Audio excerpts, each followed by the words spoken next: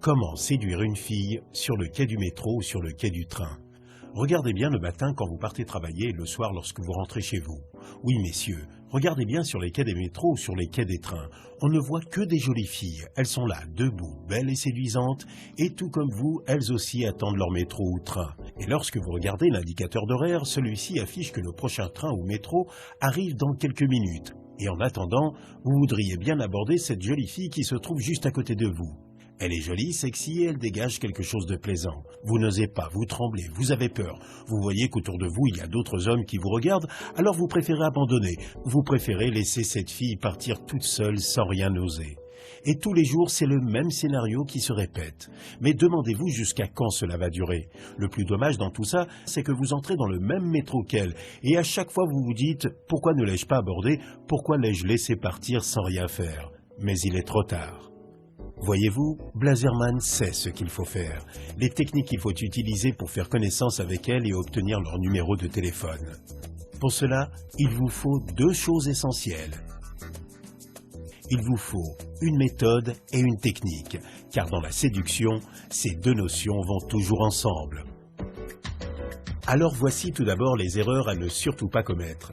Il faut éviter de la fixer dans les yeux, sinon elle va changer de place, et c'est normal.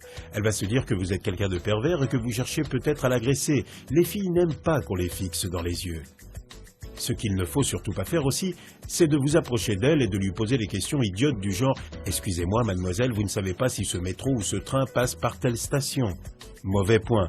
Elle va se dire que vous vous apprêtez à voyager sans connaître votre itinéraire et pour la séduire, ça serait mal parti. Par contre, voici ce qu'il faut faire pour la séduire. Recommençons. Vous voyez sur le quai une fille qui attend son train. Et vous voulez l'aborder pour la séduire, mais vous ne savez pas comment vous y prendre. Quelle est la chose que l'on retrouve généralement sur les quais des trains ou des métros? Des grands panneaux d'affichage, des panneaux de publicité, on en trouve partout dans ces stations.